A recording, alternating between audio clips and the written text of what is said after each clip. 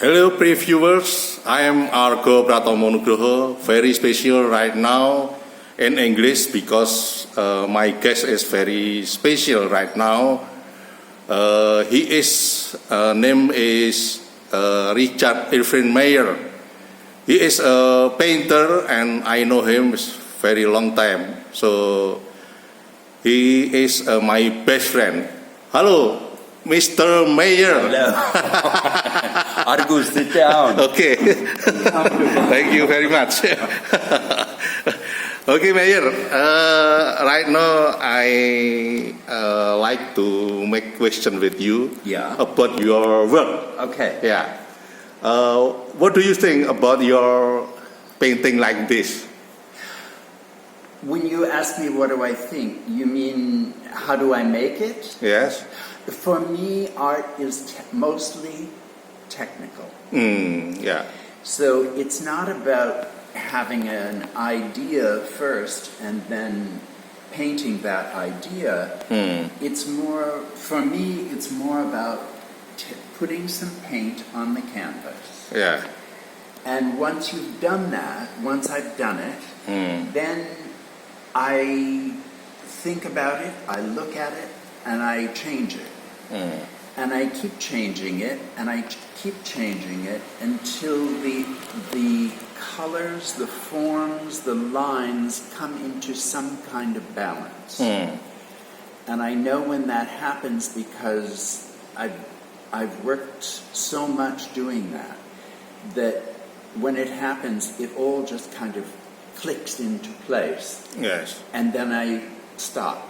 After that, I might make only just a few small changes. If there's something in the painting that I think will distract the viewer, then I clean that up. As I did with this painting behind me. Yes. This morning I was still correcting a few small things that I thought would distract the eye of the viewer. Because what I want them to do when they look at it is first take the whole painting in, spontaneously at once. And then after that, the viewer comes in and picks out certain things which temperamentally are interesting to them. A color here, or a line there, or a form, or a juxtaposition of two colors, or the size of the work interests them. And when I'm working, I might also play with the way in which the viewer will react to the work based on the size of the painting, the dimensions, the colors that I choose. Some colors will pull the viewer into the painting. Some colors will push the viewer back. In terms of ideas occur to me in the course of making the painting. Mr. Mayer, your work is very, very specific. And I know in abstract you taking taking realist. That's true. Well, my technique. My technique is slow, deliberate, tight, and I move at a certain speed. That partly has to do with the condition of my wrist after it was once broken. And so I tend to be slow. But that's because I want the underpainting to be very precise. Once the underpainting is finished and dry, I lay the painting flat on my table, on my terrace. I choose a color, a final color to go on top of everything that's there. And then I use my tools to scrape through that wet layer while it's still wet to reveal some of what's underneath, and I make rapid choices in the course of doing that because the paint becomes too dry within 10 or 15 minutes. and I have to get it all accomplished in a short space of time. So what's interesting to me about that, in the beginning when I was using that technique, it used to terrify me, frighten me, because I thought, if I destroy this painting, it's destroyed. And then I have to let it dry and start all over again. But I eventually got the technique down well enough that I no longer panicked. I didn't panic when I put the final layer of paint on. I just went about it in as relaxed a way as possible. So what I do is think about what I'm doing in the course of the underpainting. After the underpainting is finished, and I go to do that final layer, it's all very spontaneous. The choice of the color to go on top is based on what colors I want to come through and how much I want them to come through, or don't want them to come through. The choice of paint for that final layer might be transparent or translucent or opaque.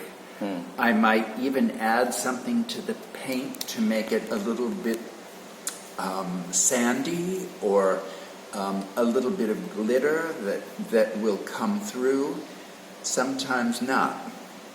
I tend to make it contrasting. So if the underpainting is light, the final coat of paint will be darker and more intense. If the underpainting is dark, I may make the final coat lighter or contrasting color. Those are all choices that I make in the course of doing the work. But you feel taking expressive, something like that.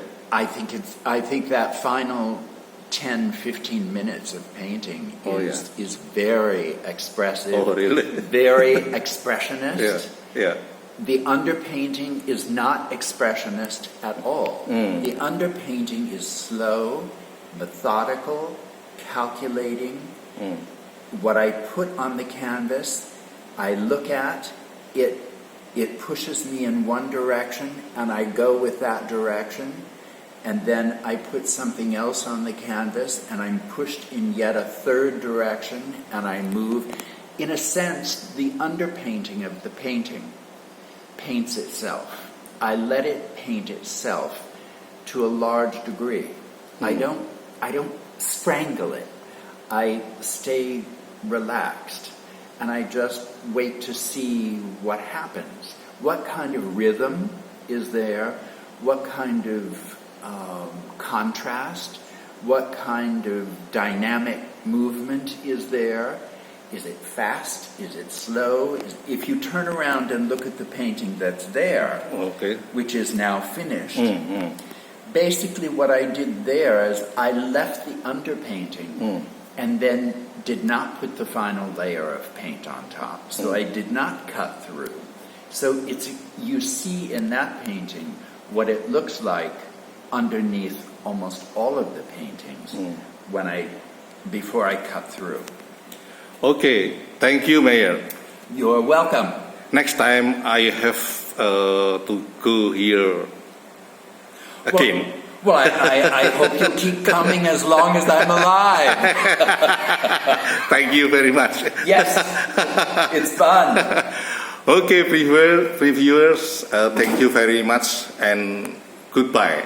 I am Argo Pratomo Nugroho.